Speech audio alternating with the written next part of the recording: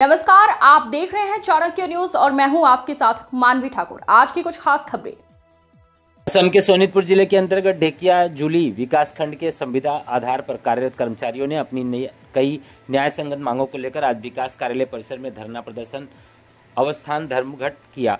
उल्लेखनीय है कि राज्य के अन्य कई विकास खंडों की तरह ढेकिया लुजी में भी आज सभी विभागों के संविदा कर्मचारी कार्य बहिष्कार कर अपनी मांगों और समस्याओं को सरकार के समक्ष उठाया। उनकी मुख्य मांगों में शामिल है सेवा को स्थायी किया जाए, न्यूनतम वेतन दिया जाए, समय पर वेतन वितरण हो और आवश्यक मूलभूत सुविधाएं प्रदान की जाएं।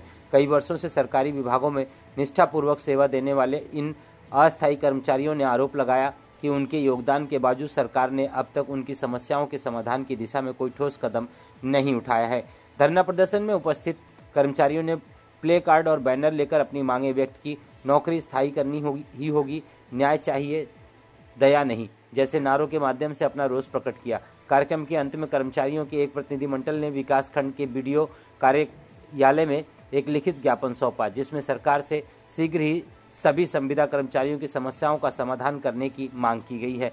अवस्थान धर्मघट के परिणाम स्वरूप आज विकासखंड कार्यालय का नियमित कार्य आंशिक रूप से प्रभावित हुआ। इसके अलावा स्थानीय समाज के कुछ लोगों ने भी कर्मचारियों की मांगों को न्याय संगत बताया और टिप्पणी की कि सरकार को इस दिशा में गंभीर दिखना समय की आवश्यकता है। सदৌ অসম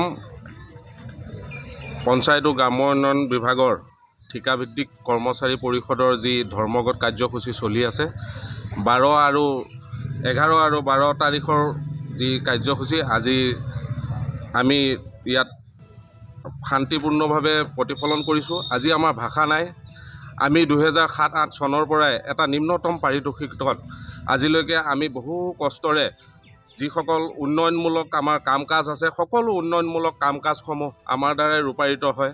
আমাৰ ইয়াত এগ্ৰিগেটেড ইঞ্জিনিয়াৰ আছে, জিপিসি আছে, জিআৰএছ আছে, কম্পিউটাৰ এছিষ্টেণ্ট আছে, একাউণ্ট এছিষ্টেণ্ট আছে, ডিপিএম আছে, এডিপিএম আছে, সকলো মিলি আমি চৰকাৰৰ যি উন্নয়নমূলক আঁচনি সেই উন্নয়নমূলক আঁচনিসমূহ আমি ৰূপায়ণ কৰোঁ।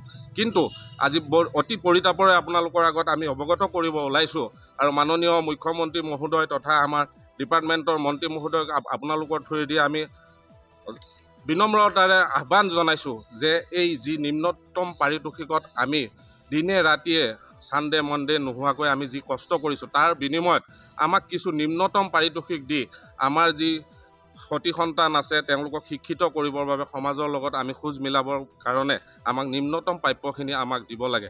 বিগত মাননীয় সৰ্বানন্দ কি ক'ব আজিৰ কাৰ্যসূচীৰ বিষয়ে? আজি আমাৰ কাৰ্যসূচী হৈছে আমাৰ অসমজুৰি কাৰ্যসূচী চলি আছে। আমাৰ সদৌ অসম ঠিকাভিত্তিক কৰ্মচাৰী পৰিষদে আমাৰ যি 12-13 তাৰিখৰ শান্তিপূৰ্ণভাৱে আমি ধৰ্মঘট আজি পালন কৰিছোঁ। ইতিমধ্যে আমাৰ বিভিন্ন ডিষ্ট্ৰিক্টতে কামসমূহ হৈ আছে। ঠিক তেনেধৰণে আমিও ঢেকিয়াজুলি উন্নয়ন খণ্ডৰ সকলো ঠিকাভিত্তিক কৰ্মচাৰী আমি আহি আমি আমাৰ দাবীসমূহ উত্থাপন কৰিছোঁ।